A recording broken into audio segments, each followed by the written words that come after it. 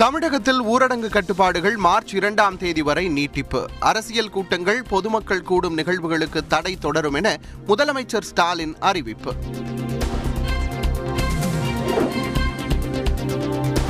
Nursery மற்றும் மழலையர் விளையாட்டு பள்ளிகளை திறக்கலாம். பிப்ரவரி 16ஆம் தேதி முதல் உணவகம், திரையரங்குகளில் 100% பேருக்கு அனுமதி.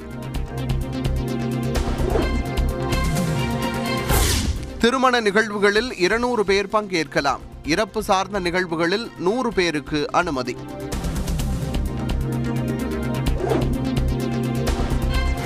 பிப்ரவரி 19ஆம் தேதி மெகா தடுப்பூசி முகாம் கிடையாது. உள்ளாட்சி தேர்தல் வாக்குப்பதிவையொட்டி முடிவு.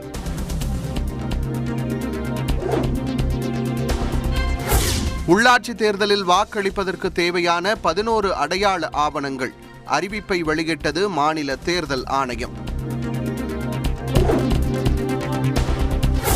அதிமுக முன்னாள் அமைச்சர்கள் ஆளுநருடன் சந்திப்பு. நகர்ப்புற உள்ளாட்சி தேர்தல் தொடர்பாக புகார் மனு அளித்ததாக தகவல். நகர்ப்புற உள்ளாட்சி தேர்தலில் கள்ள ஓட்டு போட முயற்சி. புகைப்படமில்லா வாக்குச்சீட்டை வாங்காதீர் என்றும் ஓ பன்னீர்செல்வம் பேச்சு. ஓட்டு கேட்கும் தார்மீக உரிமையை இழந்துவிட்டது அதிமுக. மார்க்சிஸ்ட் மாநில செயலாளர் பாலகிருஷ்ணன் விமர்சனம். ஓட்டு போட்ட மக்களை திமுக ஏமாற்றிவிட்டது.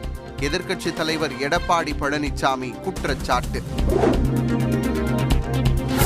நகைக்கடன் தள்ளுபடிக்கான சான்றிதழ்கள் பயனாளிகளுக்கு வழங்கினார் சபாநாயகர் அப்பாவு.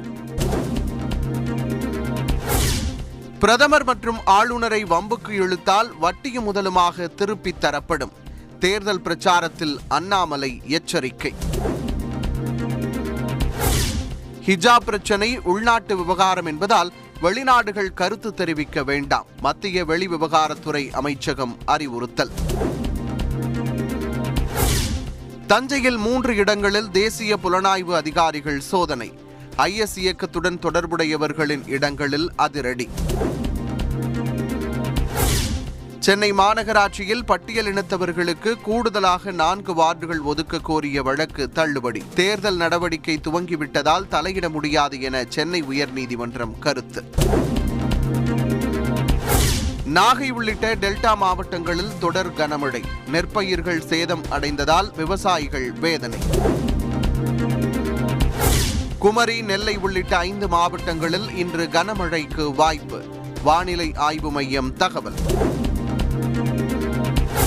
ஆந்திராவில் 500 கோடி ரூபாய் மதிப்பிலான கஞ்சா தீயிட்டு அழிப்பு.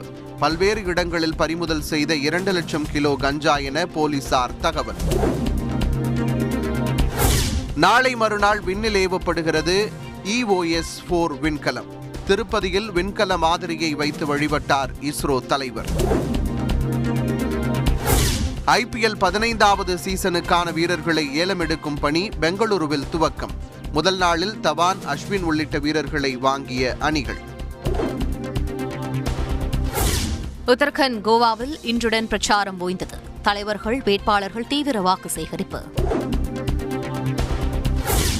இந்தியாவை சமூக நீதி நாடாக மாற்றுவதுதான் எங்கள் இலக்கு. தேர்தலுக்கு பிறகு சமூக நீதி கூட்டமைப்பிற்கான நடவடிக்கை தீவிரமாகும் என முதலமைச்சர் ஸ்டாலின் உறுதி.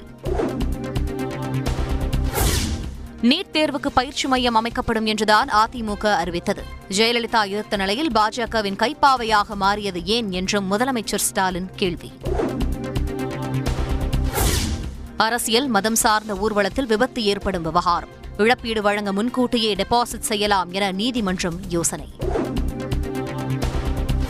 பாஜகவிலிருந்து மீண்டும் திமுகவில் இணைந்தார் முன்னாள் MLA கூகா செல்வம். அறிவாலயத்தில் ஸ்டாலின் முன்னிலையில் கட்சியில் ஐக்கியம்.